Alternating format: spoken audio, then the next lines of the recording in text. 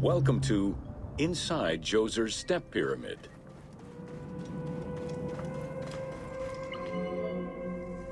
The architect of the Step Pyramid, Imhotep, was a man of great importance to Pharaoh Djoser and ancient Egyptians in general. The base of a statue of Djoser, discovered in 1926, celebrates Imhotep as a carpenter, sculptor, stonemaker, and chief of the seers. Little is known of Imhotep's day-to-day life. While he is credited for writing medical texts, it is for his role of architect that he is most famously known.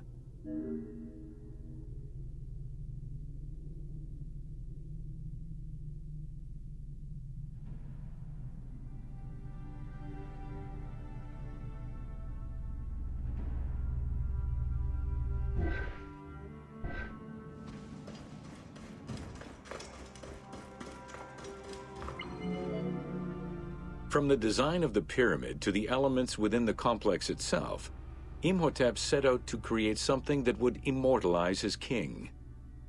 An architectural achievement, the Step Pyramid was made from stone blocks instead of mud brick. It was the first time Egyptians built a monument of that height. Imhotep explicitly intended for the stone to reflect natural materials.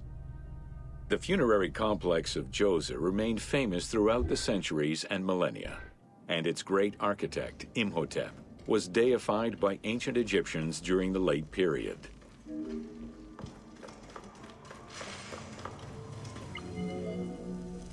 In addition to the central subterranean palace built for Djoser, 11 wells were dug. Each went to a depth of 33 meters. And connected with a horizontal gallery extending for about 20 meters. The first 5 galleries were intended for members of the royal family.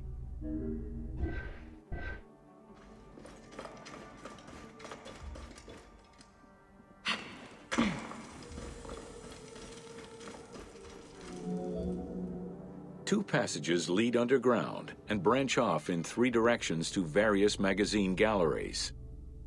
This vast underground space accommodated sections for storage and ceremonial offerings.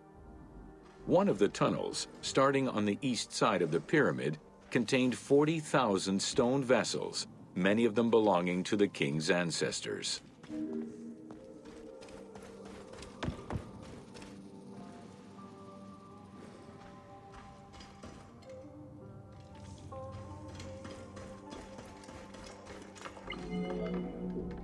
The burial chamber of Djoser is located at the bottom of a 28-meter deep central shaft.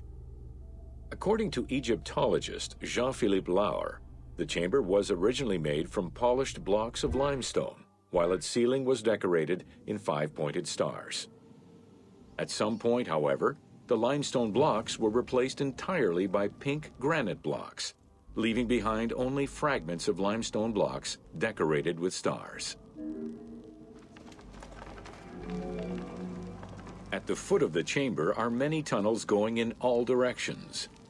This maze of tunnels, galleries, and chambers stretches over 5 kilometers. There are a number of dead ends and false doors. They may have been intended for the afterlife, rather than to fool thieves. Unlike the Great Pyramid of Giza, or Menkaure, the Pyramid of Djoser does not have any extra openings dug out by thieves. There was no need for them. Because of the easy access into the tunnels and along the corridors, thieves had little trouble clearing out the temples once inside. It is unknown when the mummy of Djoser was stolen. All that remained was a left foot, found by French Egyptologist Jean-Philippe Lauer in 1934. This architect, who devoted his whole life to meticulously exploring the complex, believed it belonged to Djoser. The Pharaoh's apartments, also known as the Blue Chambers, are decorated with blue-green tiles meant to imitate the reed matting that covered the walls and windows of his palace. The stone is carefully curved and painted to look like the rolled mats of open doorways and curtains.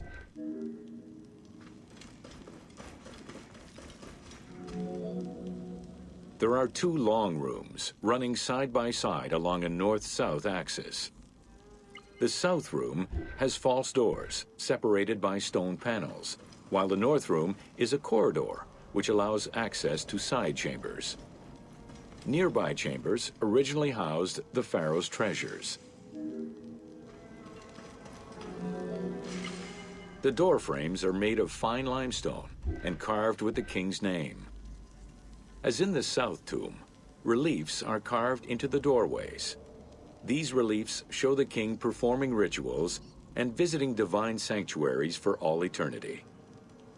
Their interiors are fictive additions made by the team to add to the wonders of the tomb.